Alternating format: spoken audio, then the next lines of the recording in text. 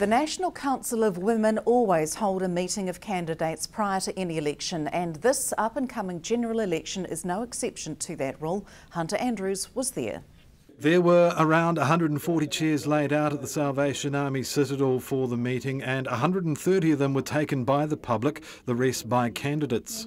9 political parties were represented: National, Labour, the Greens, New Zealand First, the Conservatives, ACT, Democrats for Social Credit, the Band 1080 Party and the Independent Coalition. Margaret Cook chaired proceedings, with candidates getting 3 minutes to state their case for election as the representative for either Invercargill or Clutha Southland. Looking to defend Bill English's 16,168 majority in Clutha Southland is Todd Barclay, who quickly dealt with allegations of inexperience in his address, also mentioning his time with tobacco giant Philip Morris. I spent 4.5 years working in Wellington for Minister of Finance Bill English, Prime Minister John Key, former Economic Development Minister Jerry Brownlee and Education Minister Hekia Parata. Following that, I spent about 1.5 years in Auckland working as a public relations consultant for Sweeney Vesti, followed by Corporate Affairs Manager for Philip Morris.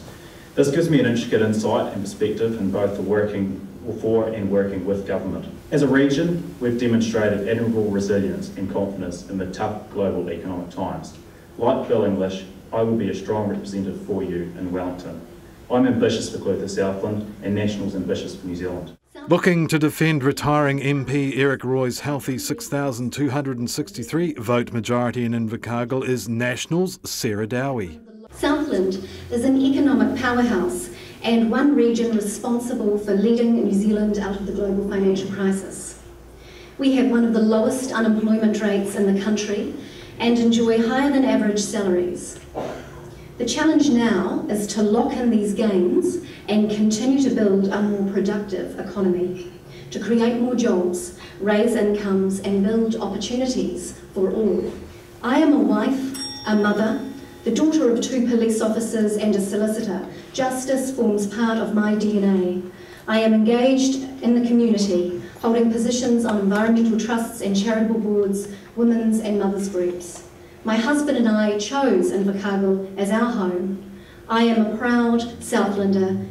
I'm proud of its people and our way of life. Her opponent, former Labour List MP Leslie Soper, came out attacking the current government's social and economic policies in what is her 3rd campaign to win the seat of Invercargill. I'm committed to a society where everyone has a fair go.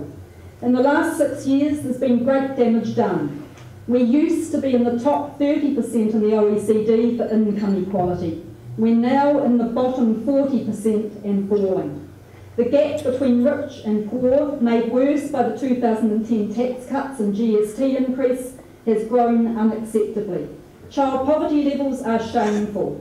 2 out of 5 kids in poverty are in low-wage homes.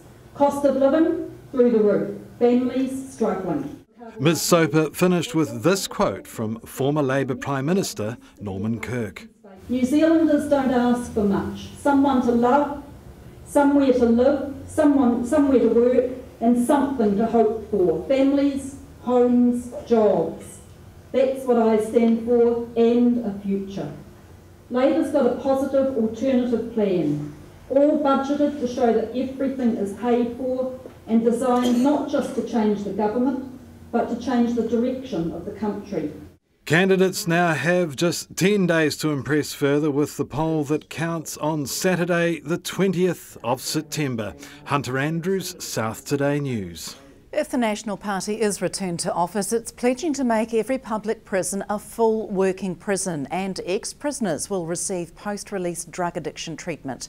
Corrections spokesperson Anne Tolley says by expanding the working prisons model from 3 to 16 prisons, every eligible prisoner will have a structured 40-hour-week timetable to include work experience, skills training and education, alongside drug and alcohol treatment and other rehabilitation programs.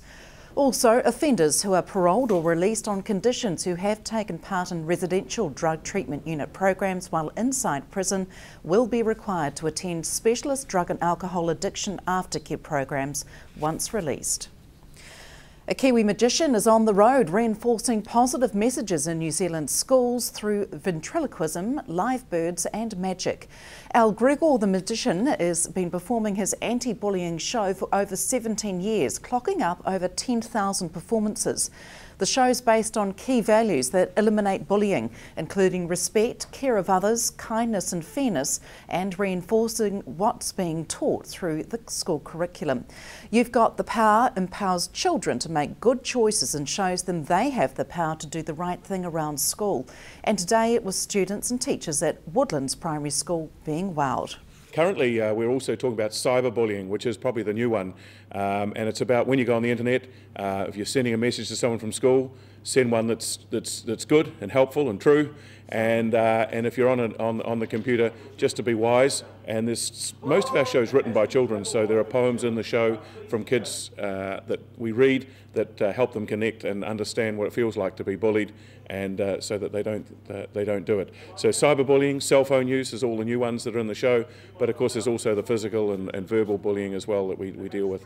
Do children bring to you real life scenarios that they're dealing with for you to help them with? Well, I think our show is basically written by children, so some of the poems do reflect, are obviously written by children who are bullied, but they all have a solution. So each poem comes up with a now I'm better because I've done this or done that. So it's about giving solutions, it's about giving them steps they can take. One key element of our show is about using your wits, which is a common one in schools, and it's about walking away. If someone's you just turn around and walk away, knowing how to ignore someone and not let it affect you. T is for talk. It's about talking to the teacher, talking to your parents. Don't be scared to talk about things that are upsetting you so that you can move on. And the last one is knowing how to say stop, and empowering kids to say stop as well. So that's a key word in our show. But most schools we go to, I have to say, they're schools that are really onto it. Not necessarily a bullying problem at the school, but they do these things and they do everything they can to make sure that schools are running smoothly. And these shows reinforce things that schools are already doing. And we've done a lot of schools in the Invercargill area, and I'm pleased to say the schools are all pushing this stuff along and very positive with the feedback from schools and students. From your experience, would you say any type of bullying is worse than any other? Well, I think this internet has opened up a whole new door, and where bullying used to finish at school, finished at 3, now they go home and sometimes it continues, and that's the one that really seems to wear kids down. So parents need to be aware what their kids are doing on their computers, if they've got hold of cell phones, to check what they're doing, and just make sure that they're doing what's right. Stay with us after the break. The long-held debate over the fate of lamb's tails. To dock or not to dock? The results are in.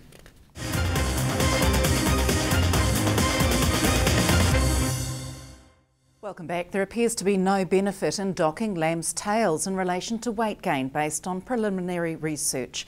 Field trials on 4 farms, including one in Southland, have found no effect on lamb growth rates from docking to weaning and weaning to slaughter. There was no effect on meat yield from leaving tails intact, except on the Southland farm, which achieved 100 grams more from undocked lambs. A national online study also gave insights into docking practices and decisions on farm. It shows 71% of farmers docked all terminal lambs, 26% docked a defined portion, while just 3% left tails intact. Length of docked tails were also measured. Short-tailed docks were hoped to offset fly strike, reduce dags and crutching costs, while others left long tails to meet processor requirements and to minimise uterine prolapse. Research has been commissioned by Alliance Group, Beef and Lamb New Zealand and the Ministry for Primary Industries Sustainable Farming Fund. Invercargill Central homes and businesses will have a more reliable and secure electricity supply when a new multi-million-dollar cabling project is complete. Electricity Invercargill Limited is building a new substation in Spey Street to service future growth in Invercargill. The Spey Street substation requires a new 33 kilovolt cable laid from Transpower near Racecourse Road along Yarrow to Doon Street and finishing on Upper Spey Street. The bulk of trenching work will run down Central Yarrow Street to keep disruption to property owners minimal, and ducting is in place under Queen's Drive, ensuring new seal on Queen's Drive is not affected. All works for the project are expected to be complete by the end of 2015.